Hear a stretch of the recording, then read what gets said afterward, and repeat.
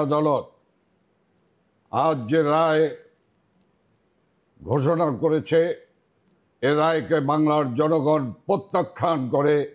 এই রায়কে বাংলার জনগণ মানে না, মানবে না। এই রায়ের প্রতিবাদে আগামীকাল সারা বাংলাদেশে সকাল সন্ধ্যা শাটডাউন পালিত হবে এবং আমরা পরিষ্কারভাবে বলতে চাই, আমাদের এই সংগ্রাম অবৈধ ইউনূস সরকার যতক্ষণ পর্যন্ত না স্টেপ ডাউন না হবে ততক্ষণ পর্যন্ত আমাদের সংগ্রাম, আমাদের লড়াই আরো তীব্র থেকে তীব্রতর হবে।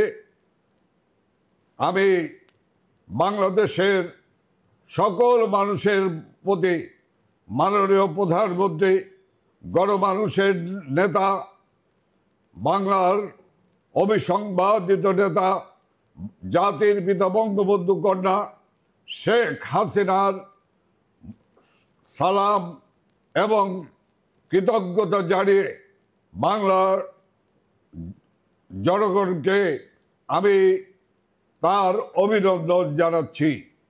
আমার সুপ্রিয় ভাই এবং বোনেরা, এই জালেম সরকারের কাছ থেকে মুক্তি পেতে হলে এই জালেম সরকারকে, এই খুনি ইউনূস সরকারকে পদত্যাগে বাধ্য করতেই হবে। আমির সংগ্রামরত সকল সহকর্মী যোদ্ধাদেরকে বলবো, আমাদের এই সংগ্রাম চালিয়ে যেতে হবে। এই সংগ্রামকে তীব্র থেকে তীব্রতর করতে হবে এবং অচিরেই ইনশাল্লাহ আমরা এই অবৈধ জঙ্গি ইউনূস সরকারকে পদত্যাগে বাধ্য করব।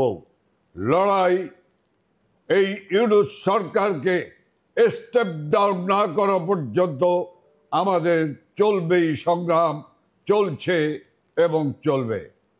মনে রাখতে হবে, জাতির পিতা বঙ্গবন্ধু শেখ মুজিবুর রহমানকে মিথ্যা আগরতলা ষড়যন্ত্র মামলা দিয়ে পাকিস্তানি শাসক এবং শোষক গোষ্ঠী তাকে ফাঁসির কাস্টে ঝুলাতে চেয়েছিল, কিন্তু বাংলার জনগণের আন্দোলনের তীব্রতা দিয়ে সেই জাতির পিতা বঙ্গবন্ধু শেখ মুজিবুর রহমানকে মুক্ত করেছিল। জাতির পিতা বঙ্গবন্ধু শেখ মুজিবুর রহমান বাঙালির স্বাধীনতা ঘোষণার পরে তাকে গ্রেপ্তার করে পাকিস্তানি কারাগারে আটক করে তার সেলের পাশে কবর তৈরি করেছিল। তাকে ফাঁসি দিয়ে সেই সেলের পাশে কবর দেবে। কিন্তু মনে রাখতে হবে, আওয়ামী লীগের নেতৃত্বে দেশ শাসন হয়েছে, দেশ মুক্ত হয়েছে। সেই মুক্তিকামী মানুষ বঙ্গবন্ধু শেখ মুজিবকে পাকিস্তানি কারাগার থেকে বের করে নিয়ে এসেছে। যে রাজনৈতিক যুদ্ধ চলছে, এই যুদ্ধ আদর্শিক যুদ্ধ।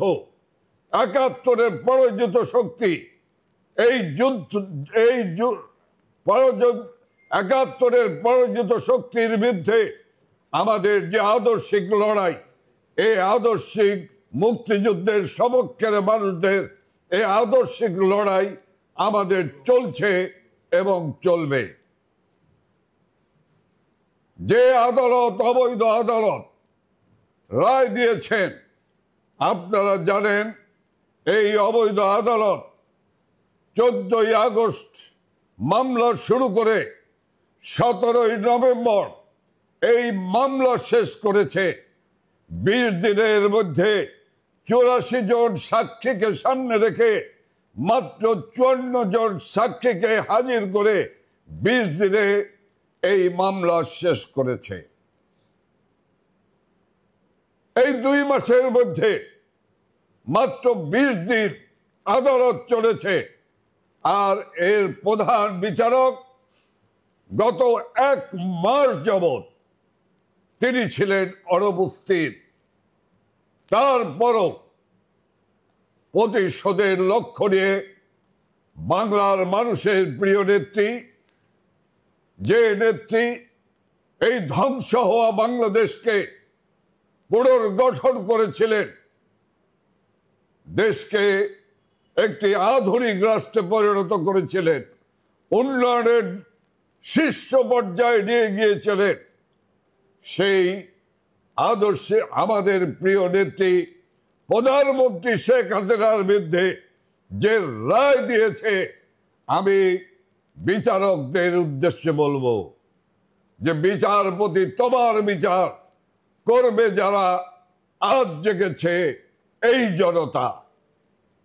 জনতার উর্মিমালায়। শেখ হাসিনা বীরের বেশে আওয়ামী লীগ এক মহাশক্তি নিয়ে বাংলার জনগণের প্রিয় দল হিসাবে এই বাংলাদেশে ফিরে আসবে এবং ফিরে আসছে। কাজে ঐক্যবদ্ধভাবে লড়াই করুন, সংগ্রাম করুন। আমাদের জয় অবশ্যম্ভাবী। খোদা হাফেজ। জয় বাংলা, জয় বঙ্গবন্ধু।